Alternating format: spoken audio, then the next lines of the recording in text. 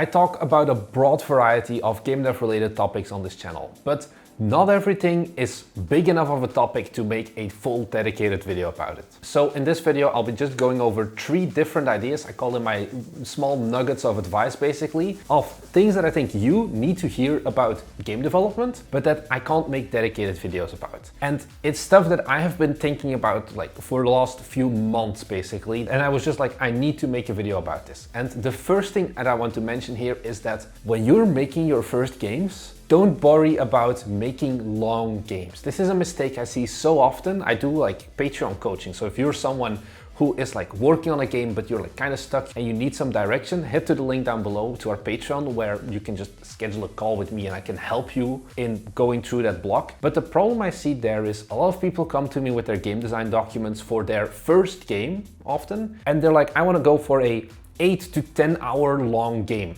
And I just look at that and I'm like, this is dumb. I have to be honest, like I'd literally say that. I try to be really honest with you.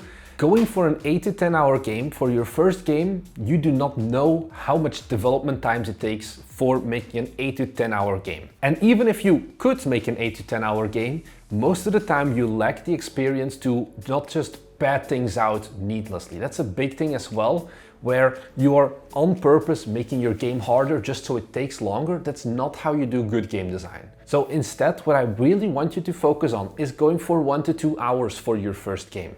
And I know what you're gonna say now, but what about the higher refund rates because of like, oh, the game is less than 2 hours long, people will just play it and then once they're finished, refund it? Yeah, that's true.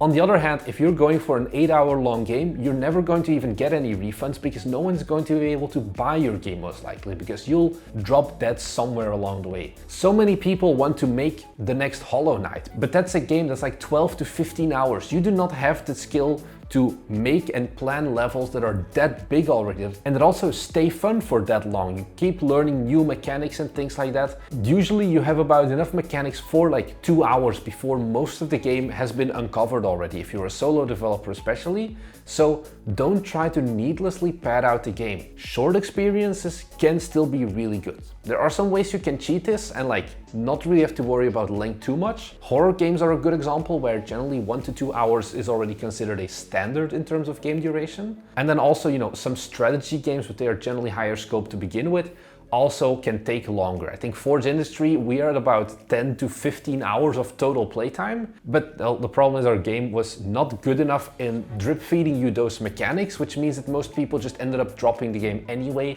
before they reached like the end game and the mid game, which would be our harder in our case, because we didn't know how the timings worked as well with making those longer games. So for your first games, don't make something that's less than an hour. That's one thing, but try to not focus too blindly on I have this magical number of 6 hours or whatever that I need to hit for my game. Let's just take things one step at a time and then work towards actually releasing something. Then the second question that I get so often that I just want to say it again is, if you want to make games, you do not need a business, you do not need a business plan, you do not need a fancy logo, and you do not need a website. To make games, all you need is your engine and your cool game idea and start working on it. I see a lot of developers who make their first prototype maybe and then immediately they're like, okay, now I need to get incorporated, but getting incorporated can be hard, it can be expensive, it's a lot of legal stuff sometimes, which means that it's like, oh, it's kind of hard to do. Or they do get incorporated, but the problem then is they get incorporated just to get the CEO title on their business cards, which is worthless. If you want to put CEO on your business cards, you do not need to own a company for that. You have my permission to just put it on there. It doesn't matter if you're a solo dev anyway, that you're the CEO. To be honest, in my opinion, I think you should leave the incorporation for as long as possible. Now, there are a few things that can impact this. First of all is if you're solo or if you're in a team. One good thing that you can do if you're in a team is getting incorporated a bit earlier, because then you can do things like shares and contracts and things like that, and it has a bit more structure. However, if you're a solo developer, don't bother with incorporating up until like you're getting really close to your release, until Steam is like, okay, now we really need to have your paperwork for tax reasons, or you're actually a few months out of just earning money in general. As long as you're not earning any money, there's no point in really starting that business, because also tax write-offs, you still need to have the money in the first place to do those tax write-offs. So whether you buy assets with your own personal money, or you take that same personal money and put it in the company and then let the company buy the tax deductible item, it doesn't really matter that much in the long run. You're still going to be out the same amount of money and you're not going to get much tax benefit because you're not earning any money to begin with. So don't worry about the business plans. I think your big problem right now is just that you don't even have like a vertical slice, or you've never even truly playtested your game. If that's the case, don't worry about the company stuff. There are more important things for you to worry about right now that do not need to involve all of that business stuff. Really, only once you're planning on making money, when you're like 2-3 months out of, okay, I'm actually gonna earn money, then I would say start that company, because it's gonna cost you money to start that company. This is something that completely depends on where in the world you are. Starting a company can be really cheap and easy, or it can be kind of hard and expensive. And also, you will have things like accountant costs that will just become recurring costs that you need to deal with as well. Generally, you can postpone them as much as possible. Also, things like liability, you do not have supplier contracts, you do not have physical goods that you need to store, so you can be a lot more risk tolerant when working on your studio and working on your games. And then the last piece of advice that I have is you're probably consuming a bunch of YouTube content. And something that I feel like I need to say, even though for me it's sometimes painfully obvious, is I'm just a guy on the internet. There are so many other YouTubers who are just people on the internet at the end of the day, and we all have different backgrounds, we all have different biases, we all have different ideas about game development. Maybe someone like Thomas Brush is really into go and get the publisher route. Meanwhile, I am more of the, hey, go for short development cycles of like 6 to 9 months for your first game and self-publish and fail a bunch along the way and learn that way. All of these are valid approaches, and all of these approaches are things that we, like me, either me or other YouTubers, have personal biases with. Don't take everything I say as gospel. I think that is something to keep in mind as well. There will be differing opinions between different YouTubers. You see this a lot with engines, for example. Some people swear by Godot, some people swear by Unity, some people swear by Unreal. Nobody swears about Construct. People who use Construct, go away, you're still F tier. But all of those are still valid approaches. So if you're working on a game and then suddenly some YouTuber makes a whole post about, oh, this style of games is bad, you're immediately gonna scrap everything you did up to then.